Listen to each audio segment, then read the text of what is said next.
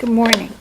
May it please the court, Marjorie Gadarian Graham on behalf of the appellants. With me is Alan Espy, who was trial counsel and is co-counsel on appeal. I'd like to reserve 5 minutes for rebuttal. What the trial judge did in this case was change the rules of the game 10.5 months after the game had ended. And that is 4.5 months after the hearing on post-trial motions, he concluded that he should have admitted the evidence of Sprague, who was an accountant who testified in the case, regarding the amount of damages. In the original order, which the judge entered 1.5 months after the trial was over, on the breach of contract claim, he found that the plaintiff had not proven its case because it failed to adduce testimony of damages. And the pages of the transcript, it's on pages, I believe it's 91 through 93 of the transcript, you will find the colloquy pertaining to Sprague. Sprague, he was the expert for the plaintiff, correct? He was the expert for the plaintiff. Yes, ma'am. And his deposition had been taken prior to trial? No.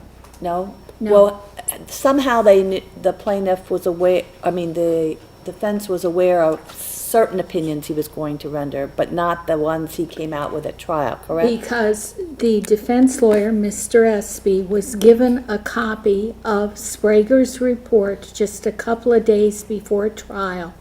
And the lawyer who represented the plaintiffs in this case was very candid with the court. He said, my expert didn't arrive at an opinion on damages until he was preparing for trial. And it doesn't say exactly when, but it's within a matter, I think it was less than a week that he gave the report to Mr. Espy that plaintiff's counsel did. And at that time, he hadn't even reached an opinion on the breach of contract damages. And this goes, Judge May, to one of the arguments they make. They say, well, you chose not to depose him. How are you going to depose him when the night before or the day before trial begins, he's just then arriving at an opinion on what the damages are? And counsel respectfully, I believe, confuses whose burden of proof it is to prove damages. On the breach of contract claim, the plaintiff has to prove the existence of the contract, a breach of the contract, no affirmative defenses to the contract proven, and have to prove the damages that result. The plaintiffs argue on appeal where there are other ways you could have reached a determination of the amount of damages. Well, that's not correct, because once again, they mistakenly transfer the burden of proof to the defendant. Woolley, I'm sorry. In this case, Mark Woolley. Was there a pretrial order that required the disclosure of these opinions at a time certain prior to trial? That is my memory, and I'm sorry I didn't look at that again. But at the beginning of trial, Judge May, you will see Judge Sweet was not pleased with the plaintiffs or the defendants because he felt some things had not been properly adhered to, and certainly the plaintiff producing an expert's report when the expert hasn't even arrived at all of his opinions is violation of a pretrial order, but more significantly, it's violation of the case law. But isn't that one of the reasons why Judge Sweet threw it out and said, I'm not going to consider That it? is the reason he did, Judge Warner, and the problem is that down the line, okay, He has a hearing, I believe it was in December, he had a hearing on post-trial motions. He does a complete about-face and says, now I am letting it in. And that's, And of course, at that point, there had been no ball game's cross-examination over. of that evidence, and even if he'd let it in, there was no cross-examination of it. exactly, and plaintiff's counsel faults my trial lawyer for not going ahead and presenting evidence. Woolley, who took over as general manager of this LLC, testified all of their houses had been sold. They presented no evidence showing they had building permits in the works and that they had the financial wherewithal to build additional houses. And that's their burden, not our burden. And the testimony was in 2008, 9, 10, and I think it was 11, they didn't sell any houses. They weren't building any more houses. And Let me ask you a question. So there was lots of things Yes. that they could have done on cross-examination, on if they had known this evidence was coming in. That's your point? yes, and the point is, it's not the defense's burden to go ahead when a plaintiff fails to adduce evidence that supports its position. It's not the defendant's burden at that point to go forward and prove, well, they couldn't do it anyway. And frankly, I think that's not a wise decision on the part of a defendant. With respect to the judgment on rehearing, there, in the appellee's brief, they suggest multiple different ways you can come up to something close to that number. But it was Judge Sweet using this evidence to say, now this is how I'm deciding this case. Exactly, and that was an order that was prepared, as I recall, by plaintiff's counsel. And I did, in the appendix to the reply brief, I included both orders, and just simply for the convenience of the court, highlighted the language that is different in those things. Did Judge Sweet rule on that based on the proffered evidence? Because there wasn't any evidence. He did not allow it in. Was there a subsequent evidentiary hearing, or was it based No. on the proffered evidence? And what he did is he changed his mind 10 and a half months later, even at the So you hearing. just admitted in proffered evidence as opposed to taking a new evidentiary hearing? Is that what you're saying? Exactly. Rule 1.530 of the civil rules provides on a motion for new trial, you can open it up and you can take additional evidence. He did not do that, and part of the problem here, Judge Artow, is defense counsel had no way of knowing that Judge Sweet was going to do this, I'll call it a flip-flop. I mean, a total flip-flop. And the proper thing, what in my opinion should have been done, he either should have stuck with his original order, which found for us on the breach of contract claim, or alternatively, you grant a new trial on it. But they didn't want a new trial. They wanted this new order. But normally, if a trial judge... Could they have opened it up and just had a rehearing on that issue, on the damages, and not the entire new trial? The plaintiff could have, and we certainly would have asked for, Rule 1.530, Judge Warner, specifically states, I think it's in subsection A, that in ruling on a motion for new trial, you can, a judge, especially if it's a non-jury case, Right.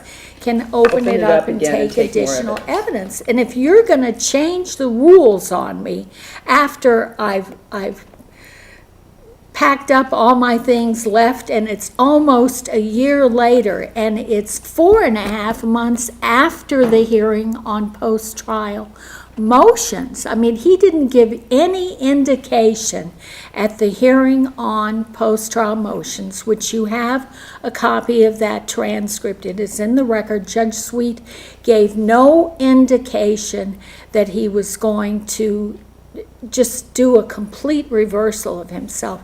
And normally, Judge Warner, and I know all of you know this, but normally if a judge decides that he has abused his discretion in excluding evidence and that it warrants a new trial or warrants Reopening the something, case. you either reopen it, especially in a non-jury trial, or you grant a new trial. But you don't do what this judge did. You don't just completely reverse yourself and without giving any notice to the other side that that you're going to reverse yourself. You don't give them an opportunity to do anything. And Mr. Espy was very, very clear at the hearing on post-trial motions that had, and actually it was in our second motion for rehearing when he entered the second order, that there are lots of things he would have done. He would have adduced evidence saying, hey, no building permits, no money. No money is why this project failed.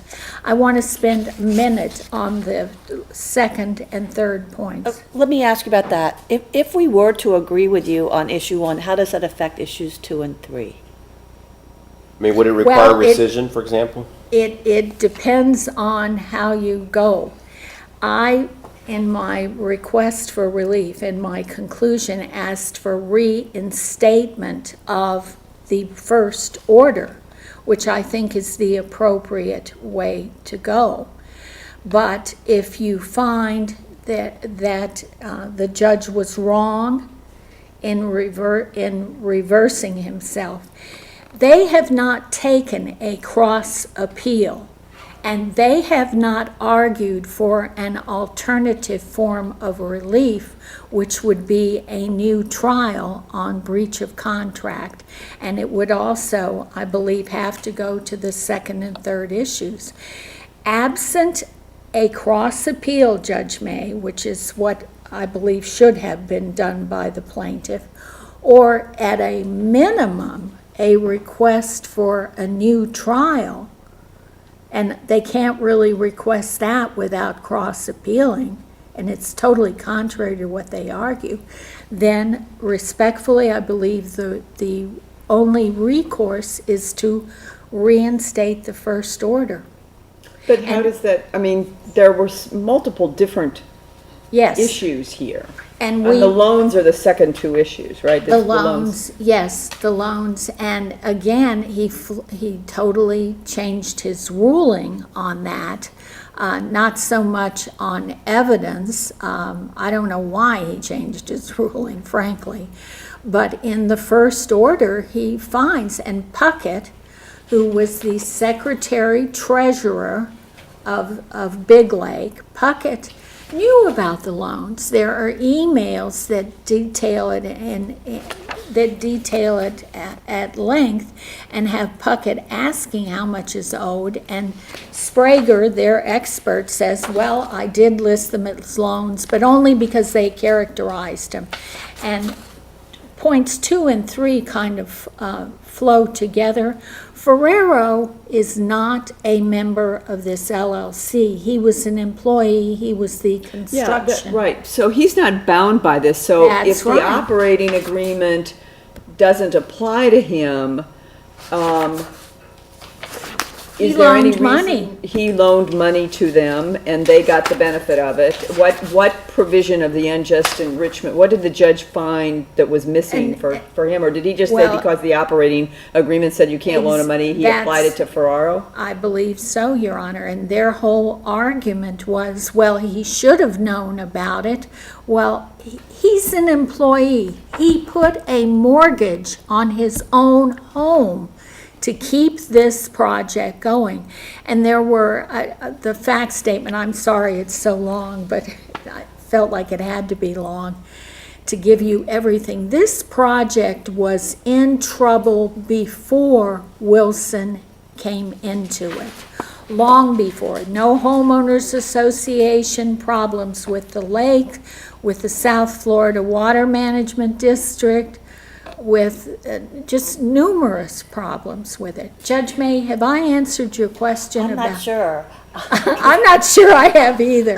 I guess to repeat it is, if we agree with you on issue 1, and your request for relief is to reinstate the original order, does that resolve issues 2 and 3? Well, if you reinstate it, yes, I'll be very happy. My clients will be very happy. But no, you have to look at what the evidence is on those issues and compare the first order and the second order. And it's very clear that both Ferraro and Willson put their own money in it, putting aside all of Sprague's testimony about Willson got too much money in commission, blah, blah, blah. It was very clear from the cross-examination of Sprague that Sprague didn't even know what Willson was to be paid. And Woolley... But wasn't it, as Judge Warner points out, it was the judge ultimately decided that the agreement prevented Willson from loaning money, correct? Correct. And that's why, but that doesn't From apply. borrowing money. It prevents him from borrowing money without the partner's approval. But that does not apply, certainly doesn't apply to Ferraro. I mean, Ferraro is, I'll call him an innocent bystander in this. He mortgages his own home, gives money or loans the money, and he didn't even ask for a mortgage on the property until well over a year after he had loaned the money. These people owed the IRS money, they owed everyone money. The reason the project was in trouble was the problems with the first general manager and the refusal of these partners to provide updated financial information so that they So could... to my question, I think the answer is, if we agree with you on issue 1, that does not necessarily resolve everything unless we agree to your request for relief, which is to reinstate everything. Correct. And alternatively, we could agree with you on issue 1 and 3, but not 2. You could. Couldn't You're the judges. we, if we agreed with you, we could reverse on damages, but that would not affect the rescission of the mortgages, right? I do not believe you can reverse on damages where they have not taken a cross appeal, Judge Artaw. What would they cross appeal? They won everything at that point. Well, I think you do cross appeal when the relief sought is relief that you don't agree with, and they did not ask for a new trial on damages alone. And more specifically, Judge Artaud and Judge Warner, I'm sorry, I don't mean to point, you don't just grant a new trial on damages where proof of damages is part of your burden of proof in proving a breach of contract. And as I said before, you have to prove the contract, the breach, and the damages in order to recover on the claim. If you don't prove one of the elements of a breach of contract claim, in the absence of some form of a request for relief by the plaintiffs, saying, give us a new trial on damages only because you shouldn't have excluded this, that isn't what they asked for. And it's not what they ask for on appeal. They ask you to affirm everything. You don't, I mean, everybody can ask for alternative. Yes, they asked for relief, but so did you. You asked for you asked to reinstate, but we say, well, wait a minute, why not just reopen the case? But it would not be a new trial on damages only. It would have to be. Why couldn't we just do it on damage? Because- Well, depending upon what we do with the other two issues, which are on the loans and this, what have you. Exactly. But on the count one, we can have a reversal, since the judge thinks he ought to have considered that evidence, it seems to me that the better thing is the only thing we're trying is the evidence of damages. what, does that tie into the others, that we can't separate them and that they must retry all the liability issues, the breach of contract On the issue? breach of contract, I believe so, because if you have not proven all of the elements of your cause of action, you don't get a second bite to go back and say, oh, hey, let me reprove this one thing. Well, that would be true if you had never presented any evidence of that. That's clear. If you had never presented any evidence. But what happened here was the judge, they were presenting evidence and the judge excluded it. So what we would be reversing on if we do this is on an evidentiary error that the trial judge made on the rehearing by saying, oh, okay, I excluded it, but now I'm going to admit it. Okay. If you had, they could have appealed, let's say that final judgment, they would have appealed, the original final judgment, they could have appealed and said, you excluded our evidence. And then what we would have to do is grant a new trial. They had offered evidence of their damages, but it had been excluded. That's a whole different case than where they had if they had never offered the necessary evidence to prove the proper measure of damages. Judge Warner, and it's someplace in that briefcase, in the pits of the briefcase. What I believe you have to look at is their motion for rehearing and what relief they asked there. I respectfully disagree with you. I think when you don't prove all of the elements of your cause of action, then you have to do what the judge did in the first order and find you haven't proven damages, therefore you cannot recover on the breach of contract claim. We can agree to disagree, but if the judge Exactly. excludes the evidence that you proffer to prove that, it's a different posture than if you never offered it in the first place. And that's when you don't get a second bite at the apple. In this case, the judge originally said, I'm not considering that. They offered it and he wouldn't consider it. That's a true. motion for reverse for a new trial. If they had never offered that evidence, then it would be a reversal for a verdict. As a matter of fact, Judge may just issue an opinion. Right? We go through this constantly. Well, I heard some of your earlier arguments, and obviously you're the judges, I'm the advocate. Okay, thank you very much. And we've But may I overextended. just, on the last point, No, though? we've already gone over and we have one more case and I can't Okay. allow you to go any further, I'm sorry. Thank You've already you. gone way past your time. May it please the court, I'm Randall Burks from the law offices of Robin Bresky, and we're here on behalf of Big Lake Partners. We're asking the court to affirm the amended judgment because it is a matter of discretion on these issues of evidence and equity, and there is no abuse of How discretion. can you justify a trial court taking in only what you've proffered without an opportunity for at least a cross-examination by the other side? Immediately after the proffer, which was just 2 sentences long, the judge immediately said cross-examination, and they did not take the opportunity to do that cross-examination. And we cited a case involving a prosecutor and Wait a minute, the judge offered him opportunity to cross-examine on the proffer? right on record transcript page 805, immediately after the proffer, which was through the bottom of 804, I believe, the judge said cross-examination.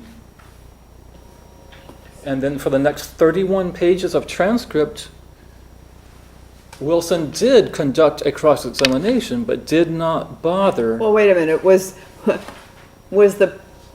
where is he requesting, I've got to find that. Was he requesting cross-examination on the proffer or what else they had said? Was that the end, you proffered, you ended, and then they start on cross-examination of what wasn't excluded? To me, it's very clear that that statement from the judge, or the question, cross-examination, came out immediately after the proffer and was an invitation to cross-examination on the proffer and on everything. And they did proceed to cross-examine, but not Well, on of course, they also, because it was surprise, which is why the judge excluded it, didn't have their own expert there to testify or as to any of the other issues in the case. So you've not only got cross-examination of that, but you've got the surprise and the reason why it was excluded because they didn't have an opportunity to meet that with any other evidence. I think we need to distinguish very carefully exactly what evidence came in without objection, and no objection can be raised to it now on appeal. And it's very important what that was. On pages 801 through 803, Do you have a PDF site on that? it's the clerk's numbering at the bottom of the page, left corner, where the trial court clerk put the numbering. It's pages Bottom left corner. I don't have that on mine. 801 through 803. Was it proffer a statement from the lawyer, or was it based on questions from the lawyer of the witness on the stand? It was a question before the proffer the proffer issue came up, before the objection was made. The expert was going to state the amount of damages. And that is what the opening statement declared that the witness was going to describe. And there was no objection on pages 801 through 803, where he was going through all of the background data which led to his opinion. And then it was only when he was going to say the number, he was going to give the historical profit, which was $16,500, and the total, which was $16,500 times 10 lost sales, comes up to the number $165,280. Okay, that question was just part of his testimony on damages, which Somebody objected and said speculation, and the judge sustained the objection, is my understanding, right? no, Your Honor, the objection was that had not been revealed timely. But we have to look at what was admitted before the objection. All during the expert's discussion of the data, this evidence came in without objection, which is that there were 10 homes that were not sold because of the illicit mortgages. That is in evidence. There was no objection to that evidence, and that evidence was not stricken. Willson has not appealed that implicit ruling, which did not strike the evidence about the 10 homes that were not sold. That is in evidence, and they cannot raise it now on appeal, belatedly. Furthermore, Mr. Woolley testified that the reason for the lack of sales, when they discovered this in 2008, they discovered the illicit mortgages. He said the reason is because of these mortgages, that they could not continue selling these homes. So when you look at what is in evidence without objection, which is 10 homes were not sold because of the mortgages, and you look at what is in the record on page 1243 through 46, which shows the average gross profit per sale. It's a simple multiplication problem. The record evidence, which was produced timely, at least a week in advance, and that was just an updated report. They had the original report long before that, and they knew about the expert for 3 years. But that evidence shows a historical gross profit of $17,500 up to $19,300 per home sale, and the unobjected evidence shows that 10 homes were not sold because of the mortgages. And then it's a simple multiplication problem. Well, you say, I mean, I finally found it. I'm looking at the transcript, and he starts going through and he's giving this stuff, and at the point when yes, they were asking him to testify in narrative form. And they said, I object. It's like, after he's hearing this stuff, he says, I was never given these opinions. And it seems to me what the judge struck was all of that stuff. Your Honor, I would beg to differ on any striking. I do not see at the top of page 805, lines 1 through 6, I don't see that the judge ever struck anything. To me, it appears that he simply said, I will hear a proffer and I will not consider the proffer.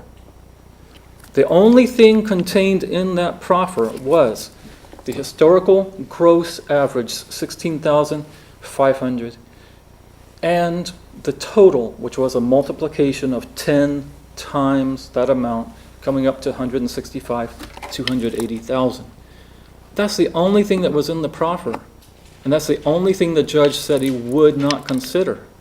He never said that he would not consider the fact of 10 homes not being sold. But the judge initially enters an order awarding damages, so, No, not awarding damages. And the second time it was awarding damages. The subsequent time.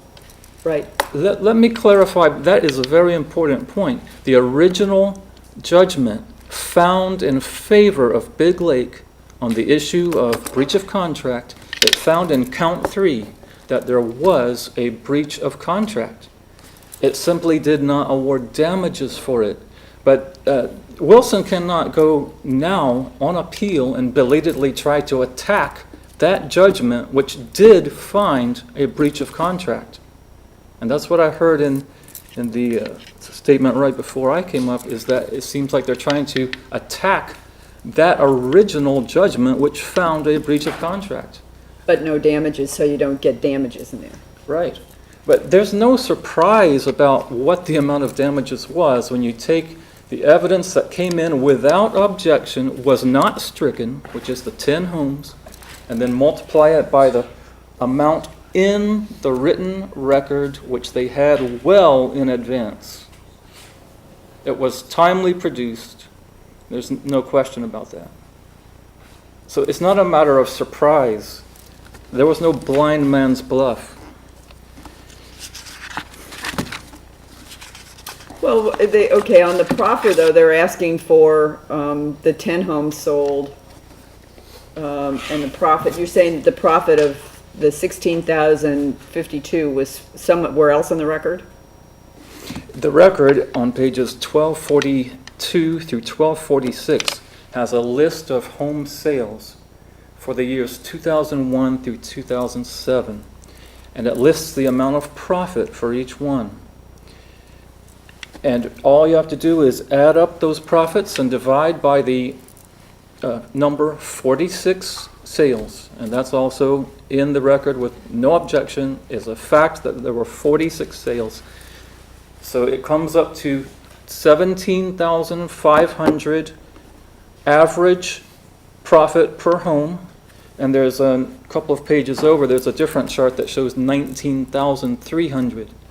So when you take the 10 homes that were not sold, which is in evidence and cannot be raised now, and multiply it by that historic profit of 17,000 to 19,000, it actually comes up to damages of 175,000 or all the way up to 193,000, which is far more than the 165,000 that the judge actually assessed. So they actually came out better. But that's because he was assessing it on the stuff that was in the proffer. I mean, he was using those figures. He decided that he had made a mistake in excluding those and had decided to consider them again.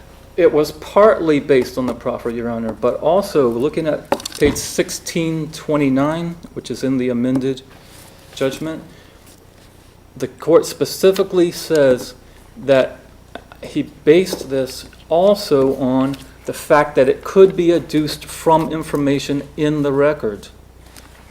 That's in page 1629 of the amended judgment. I suppose you don't have a PDF site for that either, right? Well, it's at the bottom left-hand corner of the screen. Yeah, I know. That's why you all use that when there's no way to find those is beyond me. I think because I've talked about this many times, but fortunately we changed the rule, and so hopefully everybody will be on the clerks will be on the same page. But giving us in records before January 1st The record site makes it impossible for us to find things in the record. You've got to cite to the PDF number on it. That makes it a lot easier. I apologize for that, but I would request that the court look at that numbering which the trial court clerk put on the page at the bottom left-hand side, 1629. And Let the me judge- ask you the same question. If we don't agree with you on issue 1, how does that affect what we decide on issues 2 and 3?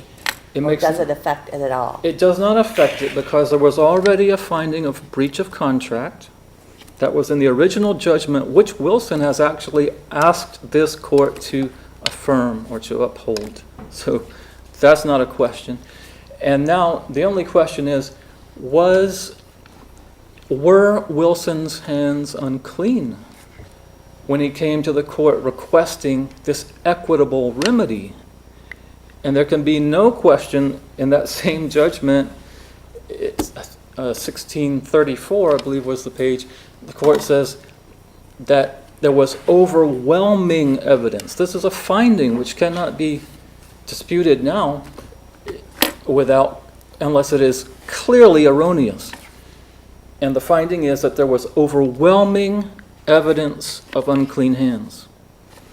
And one who comes to court seeking equity cannot come with unclean hands. He did exactly what the agreement said he could not do.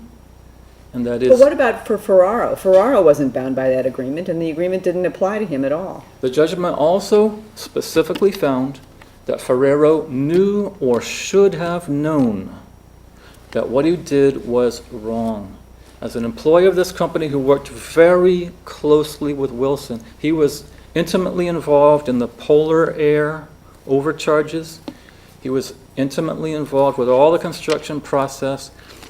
And this is a finding which cannot be incorrect unless clearly erroneous. I believe it was also around page 1634 that Ferrero knew or should have known that what he did was wrong, or that he. Why was Ferraro loaning the company wrong? Money because the company's floundering, and I mean, it seems to me that they did a good thing. So why was that wrong? There was no loan, first of all, and Okay, Mr. so Spraker never said there was a loan. He simply said, when I looked at the books, I saw this is how they were categorized. But the court found that there were simply some deposits and some withdrawals. And the Well, on an contract, unjust enrichment count, if he had loaned, whether it's a loan, if you don't get interest on it, but if the company got the money and it benefited the company, what other element of unjust enrichment was not proved? one of the elements of unjust enrichment is that the recipient knowingly accepts the benefit, and there was no knowing acceptance or ratification here. They became aware Well, of it. but Willson accepted it because he was part of Big Lake Partners. But what he did was in direct violation. The contract said he cannot indebt the company for anything more than $5,000.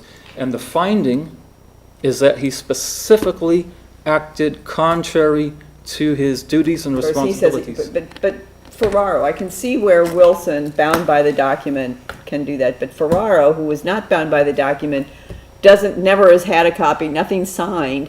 He's loaning money or he's giving money to the corporation that the corporation benefited from. Was there any evidence that somebody took this and absconded with it? I got the impression that most of the stuff that Sprague found was, well, you paid too much for this rent, or you did this or did that, but there was nothing like they were taking in money and doing, going to Las Vegas or something like that. Well, there certainly was a testimony from Mr. Spraker that they purchased equipment off the records using Big Lake's funds to the tune of something like $43,000, and then apparently sold it and kept the money for their own pocket or used it on some other projects. And Ferraro was directly involved in that, along with the Polar Air fiasco where they did overcharge and several other matters of wrongdoing. Now, Okay, you've pretty much used up your time, so, could I just make one sure, concluding statement? because I gave Ms. Graham plenty of time. On the issue of something being 4.5 months after the hearing on the motion for rehearing, or 10 months after the trial, all during those months, there was a round of motions, responses, and replies. I have the exact dates if the court would be interested in hearing the timeline, but it's not like the judge just took a motion and just allowed it to sit on his desk for month after month. Both parties were involved in constant back and forth with various motions, responses, and replies, all during these months, from May of 2014 all the way through April 1 of 2015 when the amended judgment came out. And during that time, Willson had plenty of opportunity to object and argue on all of these evidentiary matters. So there was no lack of due process. We have cited a case which says due process for rehearings or motions for new trial can be either in writing or a live hearing, and they had both. So we ask the court to affirm. Thank you. Page number, thank you. Volume 1 of the trial transcript, page 50 through 52. This is the examination of Woolley. Woolley testifies that he would not disagree that Big Lake had an obligation to pay Ferrero. But his argument was he violated the operating agreement. And as to the 10 houses, there was no evidence that there were 10 houses in existence. And in fact, Woolley testified we had sold everything we had. They didn't present any evidence that they were in the process of building new houses and could not sell them. They couldn't build because they didn't have money. Okay. Thank you. Thank you. Thank you both. Thank you. The last case is Barham versus State, or Barham, I don't know if I'm pronouncing it correctly.